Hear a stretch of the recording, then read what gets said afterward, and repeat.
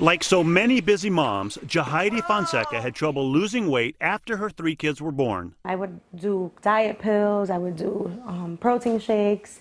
I wasn't really going to the gym as often. So 2 years ago, nearly 220 pounds, she tried a non-surgical outpatient weight loss procedure called endoscopic sleeve gastroplasty, a new option for people who may not qualify for surgery. Now, a new study tracking 91 obese patients over 3 years shows patients lost 40 to 60 pounds. Is this the next big thing in weight loss? It's definitely good from what we see, from the results we have. So it's like a sewing machine. Dr. Reem Sharaya has performed the procedure more than 200 times and says it's much simpler than gastric bypass or banding, which require an incision. The patient is anesthetized as the doctor threads the device into the stomach. It stitches and reduces the stomach to about the size of a banana. The procedure takes just 40 minutes. The patient goes home that day, but must stick to a liquid diet for 2 weeks. You improve your diabetes, high blood pressure, stroke risks, and everything else. So hopefully you'll live longer. So far, insurance coverage is limited.